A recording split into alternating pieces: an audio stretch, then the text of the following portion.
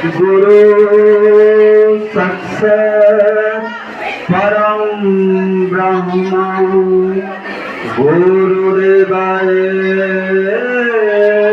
নমো নমঃ।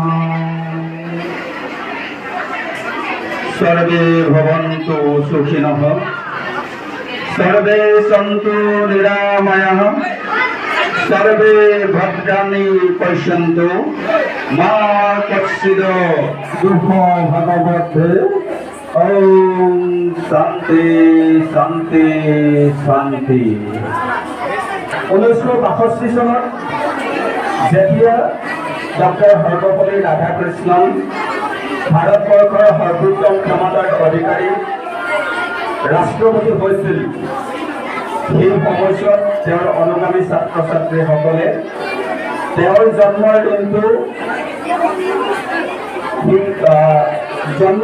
উদযাপন কৰিবৰ বাবে তেওঁৰ পৰা অনুমতি বিচাৰিছে। জন্মৰ তাৰিখ বুলি কোৱাৰ লগে লগে তোমালোকক মই এটা সুন্দৰ কথা কৈ দিব বিচাৰিছোঁ যে এনেকুৱা কিছুমান ব্যক্তি আছে যিবোৰ ব্যক্তিৰ জন্মৰ চন তাৰিখ মনত ৰাখিবৰ বাবে বৰ ভাল। তেনেকুৱা সুন্দৰ উদাহৰণ এটা আমাৰ জ্যোতি মণিকা ডক্টৰ সৰ্বপল্লী ৰাধাকৃষ্ণনৰ ক্ষেত্ৰতো প্ৰযোজ্য হয়। আমি সকলোৱে জানো তেখেতৰ জন্ম হৈছিল 1888 চনৰ 5 ছেপ্টেম্বৰ তাৰিখে। তেওঁ মনত ৰখাৰ কৌশলটো হৈছে 138 1888 হৈছে জ্যোতি মণিকা ভাৰতৰ দ্বিতীয় ৰাষ্ট্ৰপতি দাৰ্শনিক ডক্টৰ সৰ্বপল্লী ৰাধাকৃষ্ণনৰ জন্মৰ দিন। তেনেকুৱা শিক্ষকতা ব্যক্তিটোক শ্ৰদ্ধা জনাব পাৰিলেহে একোজন ছাত্ৰ সমাজত নিজকে প্ৰতিষ্ঠিত কৰিবলৈ সক্ষম হ'ব পাৰিব। কাৰণ এই শিক্ষকসকল গড়চিঙা ট্ৰাইবেল উচ্চতৰ মাধ্যমিক বিদ্যালয়ৰ শিক্ষকসকল ইয়াত সদায় নাথাকে, তেওঁলোকেও অৱসৰৰ জৰিয়তে ইয়াৰ পৰা গুচি যাব। ইয়ালৈ বেলেগ বেলেগ শিক্ষক আহিব, নতুন নতুন জ্ঞানেৰে পৰিপুষ্ট শিক্ষকসকল ইয়ালৈ আহিব, তাৰপিছত তেওঁলোকে এসময়ত গুচি আহিব। অৰ্থাৎ তোমালোক ছাত্ৰ ছাত্ৰীসকলৰ পৰাও বহু ছাত্ৰ ছাত্ৰী শিক্ষাবৃত্তিত অৱতীৰ্ণ হ'ব। সেই শিক্ষাবৃত্তিটোৰ লগত জড়িত হৈ থকা যিবোৰ মহানুভৱতা, যিবোৰ মানৱতাবোধ, এই মানৱতাবোধত উদ্বুদ্ধ হ'বলৈ শিকিব লাগিব। বহুত বেছি মই নকওঁ, কেৱল তোমালোকে এটা কথাই মনত ৰাখিবা, শিক্ষক দিৱস পাতিলেই নহ'ব, ৰাধাকৃষ্ণনৰ প্ৰতি আমি শ্ৰদ্ধা জনালেই নহ'ব। ৰাধাকৃষ্ণনৰ জীৱন দৰ্শন, ৰাধাকৃষ্ণনৰ উদাৰ মানৱতাবোধ, তেওঁ 3-4খনকৈ বিশ্ববিদ্যালয়ৰ উপাচাৰ্য পদত নিযুক্ত হৈছে। এখন ইউনিভাৰ্চিটিৰ এটা দায়িত্ব সামৰাৰ পিছত বেলেগ বেলেগ দায়িত্ব, বেলেগ ইউনিভাৰ্চিটিৰ অৰ্থাৎ বেলেগ বিশ্ববিদ্যালয়ৰ দায়িত্ব ল'বলৈ তেওঁ আগবাঢ়ি যাব লগা হৈছিল। সেয়া নিজে নহয়, বেলেগ বেলেগ বিশ্ববিদ্যালয়ৰ পৰা তেওঁক আমন্ত্ৰণ কৰি অনা হৈছিল।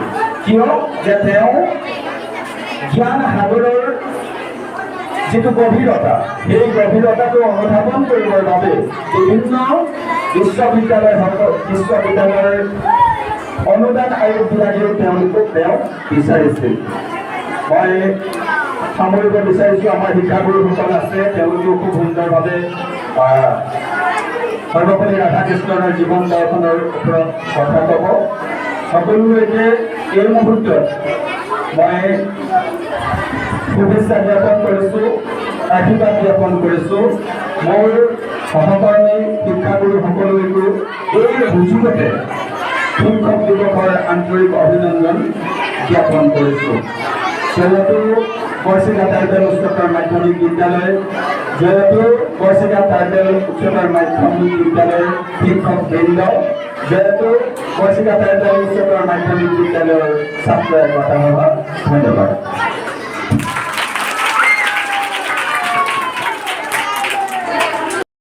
দ্বিতীয় ৰাষ্ট্ৰপতি আছিলে, তেখেতৰ জন্মদিনটিক শিক্ষক দিৱস হিচাপে পালন কৰি অহা হৈছে।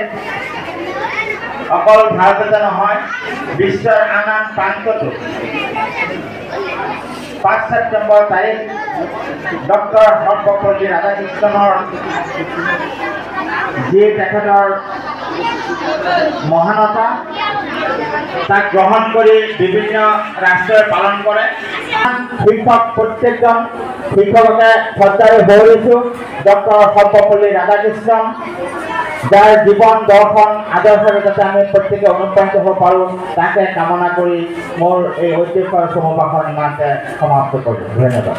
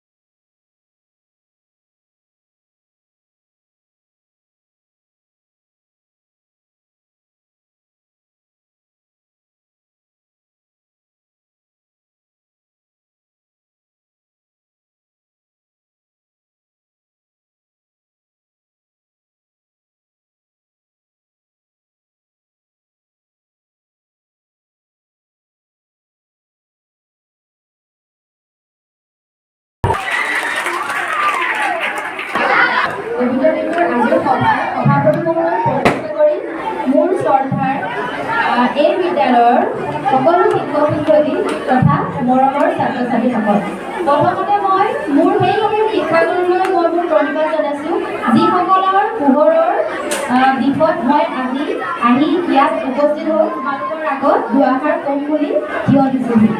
আচলতে শিক্ষক দিৱস বুলি কিবা এদিনত কোনো কিবা দিৱস নহয়, আচলতে শিক্ষক দিৱস আমি সদায়ে উদযাপন কৰিব লাগে। শিক্ষক সদায় আমাৰ মনত থাকিব লাগে। অকল কিবা দেখালে যে অকল শিক্ষকক ভক্তি কৰা হ'ব সেইটো নহয়। আমি শিক্ষকক কিবা দিলে বা কিবা কৰিলে আগত আমাৰ উপৰোক্ত বক্তাসকলে ইতিমধ্যে কৈ গৈছে আমাৰ মনৰ পৰা যদি শ্ৰদ্ধা ভক্তি থাকে তেতিয়াহ'লে কিবা দিলে যে তেওঁলোকক ভক্তি কৰা হ'ব, তেওঁলোকক মৰম দিয়া হ'ব সেইটো নহয়। ঘৰখনত যেনেকৈ তোমালোকৰ মা দেউতাই তোমালোকক বহুত মৰম কৰে তেনেকৈ বিদ্যালয়তো শিক্ষক শিক্ষয়িত্ৰীসকলে তোমালোকক মৰম কৰে। শিক্ষক দিৱস উপলক্ষে উদযাপন কৰা সভাৰ সভাপতিত্বৰ আসন শুৱনি কৰা সন্মানীয় সভাপতি আৰু অধ্যক্ষ মহোদয়, লগতে মঞ্চত উপবিষ্ট শ্ৰদ্ধাৰ শিক্ষক শিক্ষয়িত্ৰীসকল, উপস্থিত আমন্ত্ৰিত অতিথিসকল, লগতে মোৰ সন্মুখত বহি থকা দাদা বাইদেউসকল, মই ইয়াত থিয় হৈছোঁ শিক্ষক দিৱসৰ বিষয়ে দুষাৰ ক'বলৈ। ইয়াৰ মাজত যদি কিবা ভুল হয় নিজৰ ভাতৃ বুলি ক্ষমা কৰি দিব। শিক্ষক দিৱস প্ৰতি বছৰে 5 ছেপ্টেম্বৰ তাৰিখে পালন কৰা হয়। 5 ছেপ্টেম্বৰ তাৰিখটো হ'ল ডক্টৰ সৰ্বপল্লী ৰাধাকৃষ্ণনৰ জন্মদিন। ডক্টৰ সৰ্বপল্লী ৰাধাকৃষ্ণ এগৰাকী মহান পণ্ডিত, দাৰ্শনিক, শিক্ষক আৰু ৰাজনীতিবিদ আছিল।